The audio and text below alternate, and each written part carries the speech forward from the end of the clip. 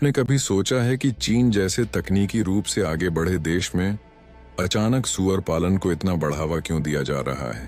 वो भी सामान्य तरीके से नहीं बल्कि हजारों की संख्या में, मल्टी स्टोरी इमारतों में। यह कोई मामूली योजना नहीं है।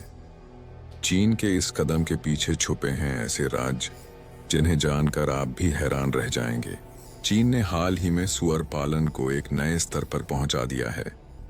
पारंपरिक खेतों की बजाय अब बड़े बड़े टावर बनाए जा रहे हैं जिनमें सुअर पाले जा रहे हैं। इन टावर्स की ऊंचाई 14 मंजिल तक होती है। ये बिल्डिंग्स आम इंसानों के लिए नहीं बल्कि सिर्फ सुअरों के लिए बनाई गई हैं। और इन टावर्स में लगे हैं सेंसर, कैमरे और आर्टिफिशियल इंटेलिजेंस से लैस निगरानी तंत्र जो हर एक सुअर की सेहत, खान पान और गतिविधियों पर नजर रखते हैं। चीन में यह कदम उठाया गया 2018 के बाद, जब अफ्रीकन स्वाइन फीवर ने पूरे देश में तबाही मचा दी थी। करोड़ों सुअर मारे गए थे और देश की पोर्क इंडस्ट्री लगभग ठप हो गई थी।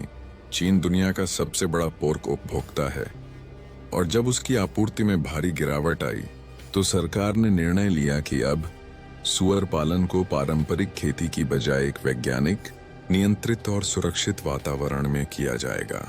इसलिए अब चीन में सुअर सिर्फ एक पशु नहीं बल्कि एक रिसोर्स है, मांस उत्पादन के लिए, वैज्ञानिक अनुसंधान के लिए और यहाँ तक कि भविष्य में अंग प्रत्यारोपण के लिए।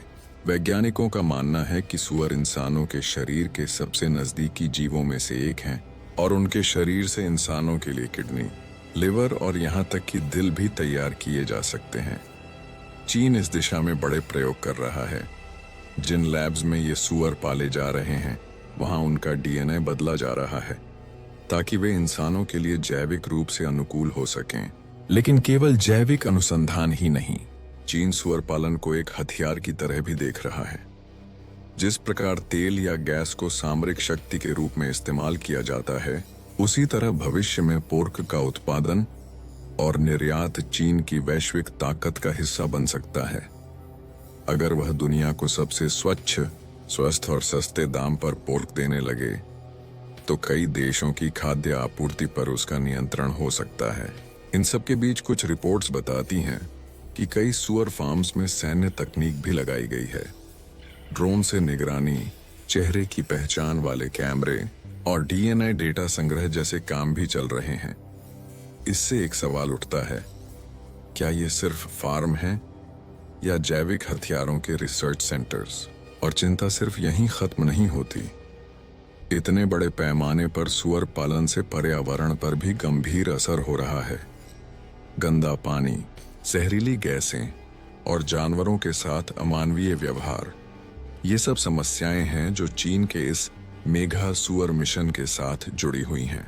अब सवाल उठता है कि क्या भारत और बाकी दुनिया को भी इससे कुछ सीखना चाहिए? भारत में सुअर पालन अभी सीमित पैमाने पर होता है, लेकिन अगर इसे सही दिशा और टेक्नोलॉजी के साथ बढ़ाया जाए तो यह एक बड़ा आर्थिक और पोषण स्रोत बन सकता है। पर इसके लिए पारदर्शिता, विज्ञान और नैतिकता तीनों की जरूरत होगी। अगर आपको ये जानकारी पसंद आई हो तो वीडियो को लाइक जरूर करें, अपने विचार कमेंट में बताएं और वर्ल्ड लाइफ अनिल को सब्सक्राइब करना न भूलें, क्योंकि हम लाते हैं आपके लिए जानवरों की दुनिया से जुड़े वो रहस्य जो किसी किताब में नहीं मिलते।